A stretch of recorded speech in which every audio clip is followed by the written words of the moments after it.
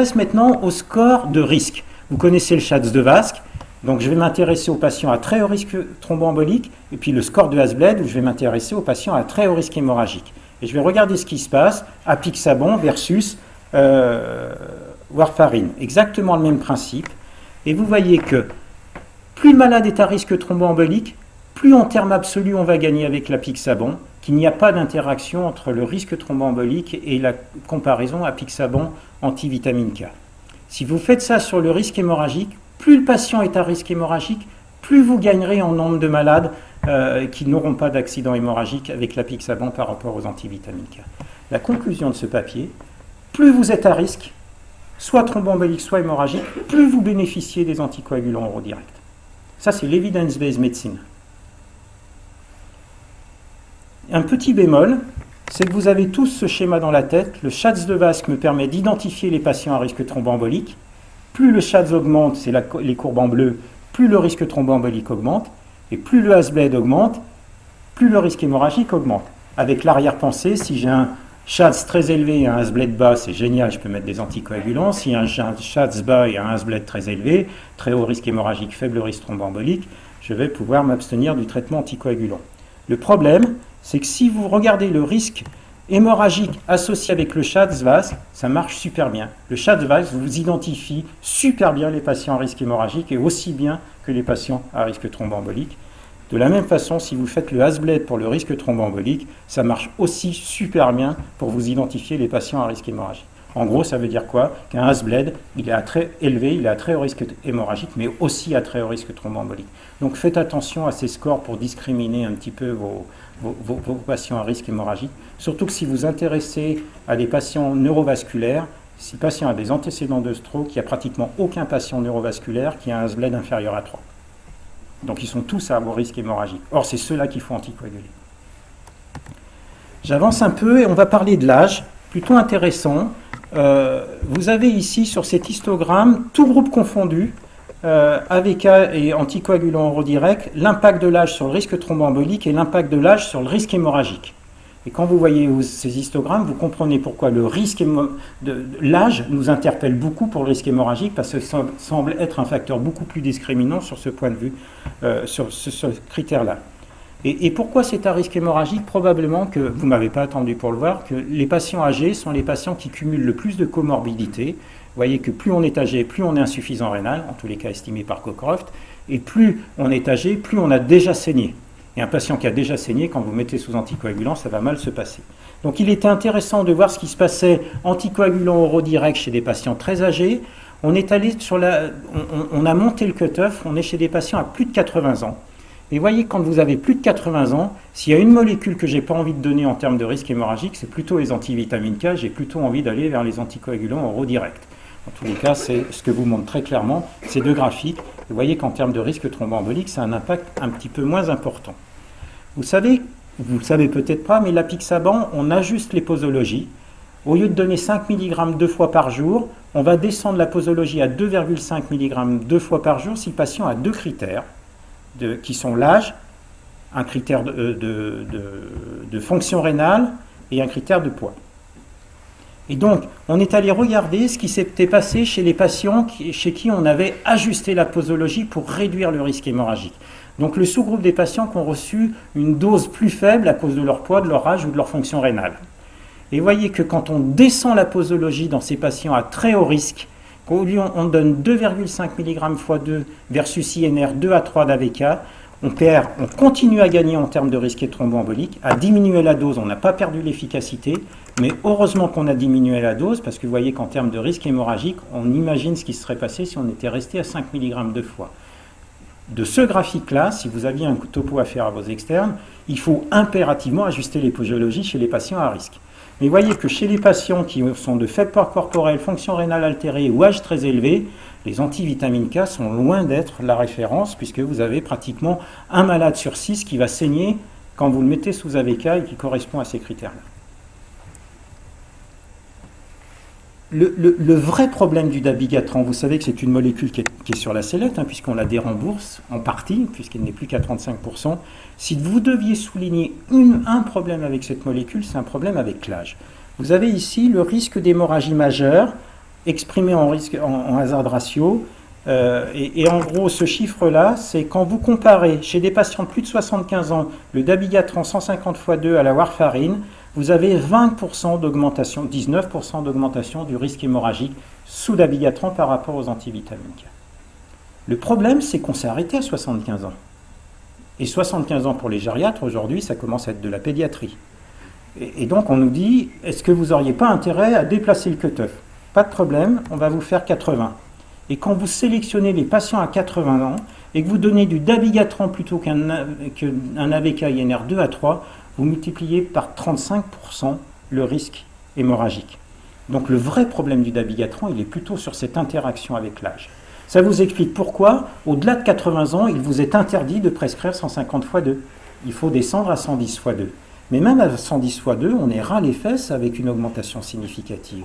Et si vous mettez 80 ans, même à 110 x 2, et que le patient a déjà une fonction rénale modérément altérée, je ne sais pas bien ce qui va se passer. Et le vrai bémol pour moi de cette molécule, il serait là. Il faut qu'on travaille là-dessus. Et les États-Unis ont pris une posologie encore plus faible chez les patients avec une fonction rénale altérée. Je vais m'intéresser maintenant à la fonction rénale et estimée par Cockcroft-Ego, on va y revenir. Et puis je vous ai montré fonction rénale normale, légèrement altérée, modérément altérée à moins de 50 ml/min. Vous voyez qu'on a des patients, on en a 3000 avec moins de 50 ml/min dans cette étude-là. Donc c'est loin d'être négligeable. Et vous voyez que plus on a un Cockcroft bas, moins de 50 ml/min, plus on est âgé. Et 71% des patients de ce groupe-là ont plus de 75 ans. Et puis vous voyez qu'on a des SHATS plus élevés, des Hasbled plus élevés. Et donc il était particulièrement intéressant d'aller voir ce qui se passe en comparaison AOD versus AVK dans cette population-là, surtout que les AOD sont éliminés au moins partiellement par le rein, alors que les AVK sont plutôt à élimination hépatique. Et donc dans cette étude, on a été capable de regarder le pourcentage d'AVC en fonction du Cockcroft et le pourcentage d'hémorragie en fonction du Cockcroft. Vous avez le Cockcroft en abscisse et vous avez le pourcentage d'AVC ici, le pourcentage d'hémorragie ici. Et ici, c'est la warfarine. Et vous voyez que plus la fonction rénale s'altère, plus votre risque thromboembolique augmente malgré un traitement antivitamine K bien conduit. Et plus le risque hémorragique augmente. Il y a un bémol là. Les AVK ne sont pas éliminés par le rein. Chez l'insuffisant rénal modéré, voire même sévère, vous avez un traitement antivitamine K associé à un risque hémorragique qui croît de plus en plus.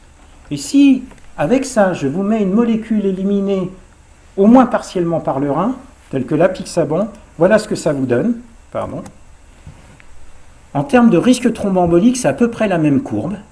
Le risque thromboembolique augmente, mais le gain qu'on a avec apixaban versus warfarine, plus le patient est à risque, plus la fonction rénale est altérée, plus l'apixaban gagne. Vous pourriez me dire, ça c'est logique, comme mon produit est éliminé par le rein, je l'accumule, donc j'ai plus de produits qui circulent, donc je suis plus efficace. Mais ça voudrait dire que vous le payez en termes de risque hémorragique. Or, si vous regardez le risque hémorragique, plus la fonction rénale s'altère, et cette fois-ci il y a une interaction, plus vous gagnez avec l'apixaban. Or, c'est un produit à élimination rénale. Et contrairement à ce qu'on dit, plus le patient est à fonction rénale altérée, plus j'aurai envie de mettre de l'apixaban plutôt qu'un antivitamine K. Je vais même vous détailler ça ici. Dans cette étude, on a eu des patients qui avaient un Cockcroft à moins de 30 ml/min. Et vous voyez que ce n'est pas négligeable, il y en avait 221. Donc 221 insuffisants rénaux sévères qui ont été inclus dans l'étude Aristotle. Et vous voyez que vous avez le risque hémorragique associé aux antivitamines K chez les patients de plus de 75 ans en fonction de leur Cockcroft. Et vous voyez que pratiquement un malade sur 6 qui a un Cockcroft à moins de 30 ml/min et qui a plus de 75 ans, si vous lui donnez un antivitamine K, un malade sur 6 va saigner. Si vous faites ça avec l'apixaban, on contrôle complètement ce risque hémorragique. Ce que je veux vous montrer ici, c'est considérer que l'AVK est le traitement anticoagulant de référence chez l'insuffisant rénal sévère, ça commence à me perturber beaucoup. Je ne vous dis pas, à partir de ça, qu'il faut prescrire chez l'insuffisant rénal sévère de l'apixaban, pas aujourd'hui, mais vous imaginez qu'on va partir très très vite dans l'étude, comparant apixaban ou un autre versus antivitamine K chez l'insuffisant rénal sévère, et compte tenu de ces données-là, on a toutes les chances de gagner et de gagner très très vite. Et cette étude devrait démarrer l'année prochaine. Pourquoi on se sert du Cockcroft-Ego? Vous êtes très lié avec les néphros, et ça c'est un truc qu'on va vous ressortir à chaque fois. Le Cockcroft-Ego, c'est une formule complètement nulle pour estimer la fonction rénale. Complètement d'accord. Dans ce cas-là, comme le Cockcroft-Ego prend en compte l'âge, le sexe, le poids et la créate, c'est nous qui avons pris un mauvais message. On ne se sert pas du Cockcroft-Ego pour estimer une fonction rénale, on s'en sert presque pour estimer un score de risque hémorragique. Parce que tous les facteurs du Cockcroft sont des facteurs de risque hémorragique. Donc on devrait parler de score de risque, plutôt comme un Hasbled, plutôt que de parler de fonction rénale.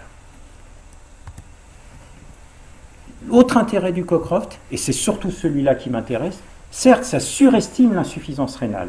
En gros, quand vous prenez des patients en fibrillation atriale qui ont un Cockcroft à moins de 50 ml/min, ça va concerner à peu près 20% de la population en FA. Si vous faites cette estimation avec le MDRD, les mêmes patients, vous ne trouverez que 10% de patients avec un Cockcroft à moins de 50 ml/min. Je vous confirme que le Cockcroft surestime l'insuffisance rénale et que les néphrologues n'aiment pas du tout ça, parce que ça veut dire que leur consultation serait submergée de patients qui n'ont pas d'insuffisance rénale. Sauf qu'ils ont un score de risque hémorragique élevé identifié par Cockcroft. Et quand vous faites une traduction de tout ça, vous prenez tous les patients chez qui vous faites un Cockcroft-Ego et qui a moins de 50 ml/min. Si vous utilisez le rivaroxaban, le Xarelto, dans cette indication, fibrillation atriale chez un patient qui a un Cockcroft à moins de 50 ml/min, la posologie du Xarelto, c'est 15 mg une fois par jour, alors que chez les patients qui ont plus de 50 ml/min, c'est 20 mg une fois par jour. Donc avec le Cockcroft-Ego, tous les patients à moins de 50 vont avoir 15 mg une fois. Si vous utilisez MDRD plutôt que le Cockcroft, alors qu'on a utilisé le Cockcroft dans les études, vous allez avoir 13% de patients qui étaient à moins de 50 avec le Cockcroft, qui sont à plus de 50 avec le MDRD. Et ces patients-là, au lieu de leur donner 15 mg, vous allez leur donner 20 mg. Je vous donne la traduction, vous allez faire saigner vos malades. N'utilisez pas le MDRD pour faire vos ajustements posologiques, vous allez augmenter le risque hémorragique de vos patients. Et donc, dans le débat avec les néphros, si on utilise le Cockcroft, c'est qu'on veut estimer le risque hémorragique plus que la fonction rénale.